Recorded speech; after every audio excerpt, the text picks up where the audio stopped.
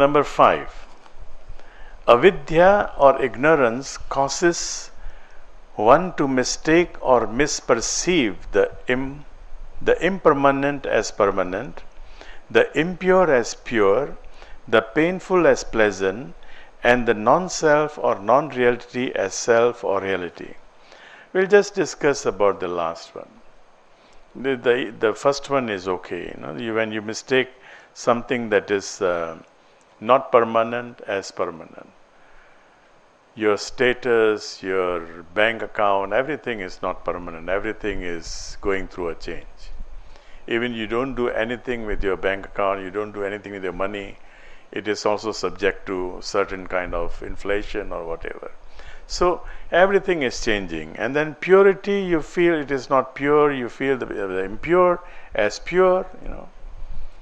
A lot of people are used to eating junk and they enjoy it. They enjoy it. First time I was in the United States, I was so surprised. The food there is so cheap. Anybody from the United States? Yeah? The food can be cheap if you want to eat junk food, Yeah? There's no food. No. I like that. I like that answer. Yeah, there's no food. You can get one foot or 2 feet sandwich, and for such a low price, and they kill you by giving you free flow of all kind of sodas. Free flow, so you want to drink as much as you can. So this is impurity, but we think it is purity. And what is pure, we think it is impure. What is good, what is food, we think it is not food. We think junk food is food. So this goes on. You can apply this to any situation. But the last part is important. That is non-self or non-reality as self or reality. Most of the time, we either identify ourselves with our body or with our mind. If I am asking you, you don't look well today, are you all right? You are not offended. Maybe you will, you'll say, okay, this man is caring about me. He's paying attention to me, But if I tell you, you don't look in your mind, in your good mind, you're out of your mind today, you'll feel bad, So you see, most of the time we identify either with the body or with the mind. Actually, most of the time with the mind. Anybody says anything about our mind, about our mental state, we get immediately offended. About our body, maybe we are not offended. Maybe we will even appreciate, he cares for me. So that is what is reality. Is my body reality? No, it is decaying. Anybody can tell you that you can reverse your age, cannot, as simple as that. We are all aging. There is no such thing as reversing your age, no. This day, today, will never return again. Will never be back. So we are investing, you are investing in me, you are listening to me, I am investing in you. Yeah, you may have money to pay me. I may even reimburse your payment, but you cannot give me back this date, and I cannot give you back this date. What is reality? What is reality? It's not the mind, it's not the body. There is some other reality, and the whole treatise is about finding that. We'll go slow with it. We'll go slow with it. I am not going to give you my ideas. That's not what Patanjali wants. He wants us to discover ourselves. Discover your true self. And the beauty is, once you discover it, once again, I repeat, again and again, once you find the truth, you cannot write a book about it. The analogy is, give a lump of sugar to a person who is who is dumb. Give a lump of sugar to somebody who is dumb and ask him to describe how sweet is sugar. Can he? No, he'll be smiling. Yes, he's enjoying the sweet. But he cannot describe how sweet it is. Dumb. But forget a dumb person. Can I explain how sweet is sugar? I cannot. You give me chocolate, you give me a chocolate bar, you give me something, and I can tell you it's so sweet, sugary, a lot of sugar there, but how sweet is sugar? Nobody can explain. So all these books are written just as pointers. If somebody is telling you this is the truth, then he is lying to you. Because truth cannot be written. There are very few people who are so honest. One such person was Lao Tzu, the Chinese philosopher. Tao cannot be described.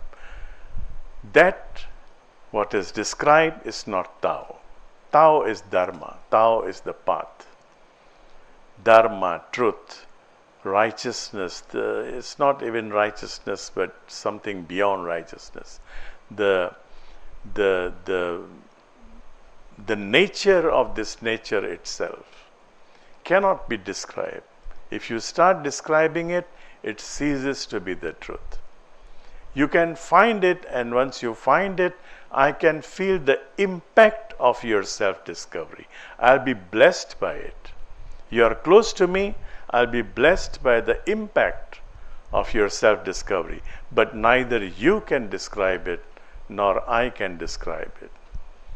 If you are burning with this truth, I can even get burnt by being close to you. There will be no communication. Communication is not required anymore. There will be communion. So it can spread like that, but you cannot explain it, and neither Patanjali is going to explain it. He is leading us to practice. And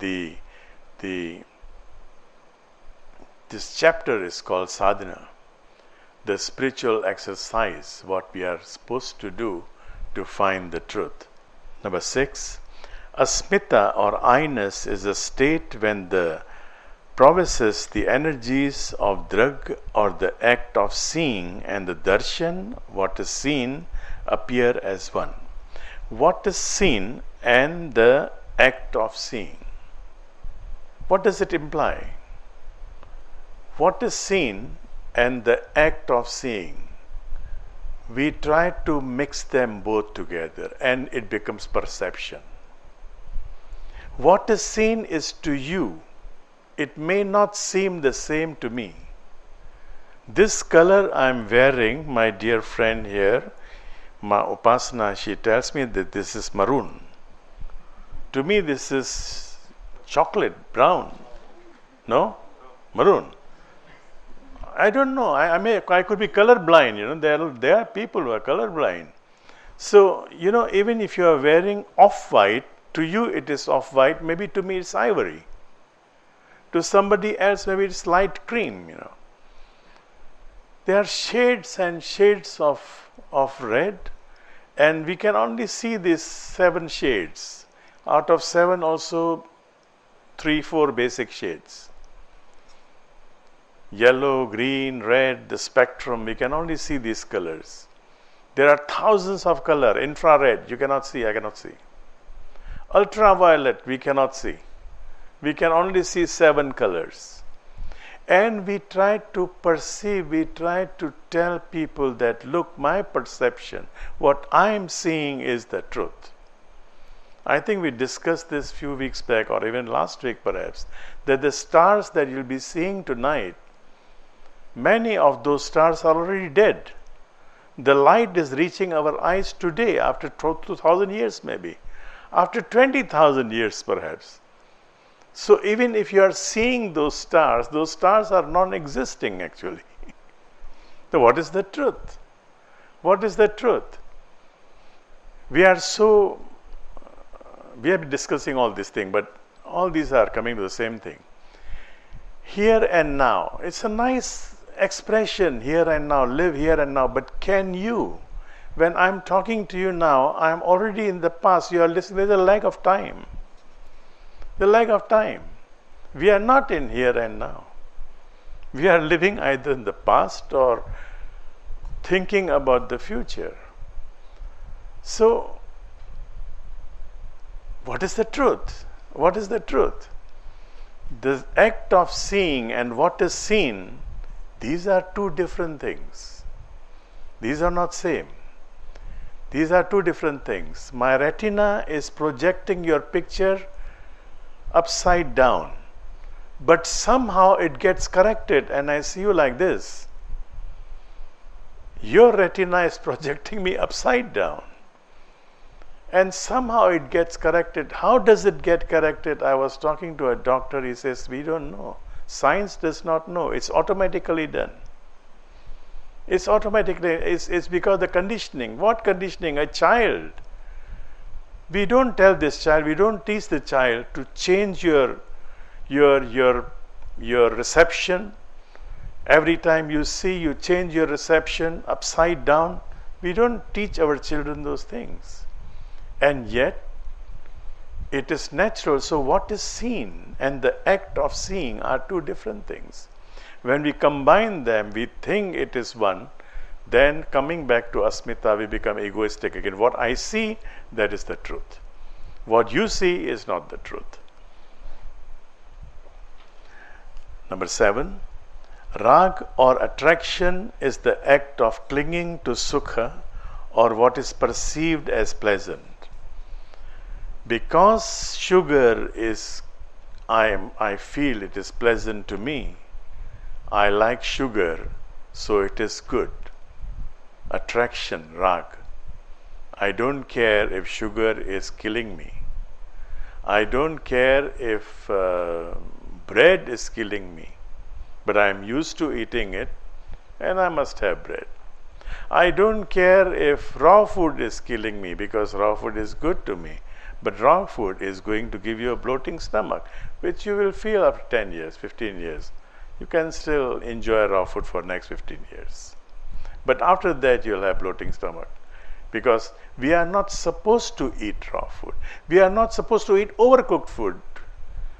My master used to say, when you're traveling to India, always avoid these three things. Hari, vari, curry. You know, Indian food, what we call Indian food is not even Indian. What we call Indian, have you been to India, any of you? Yeah?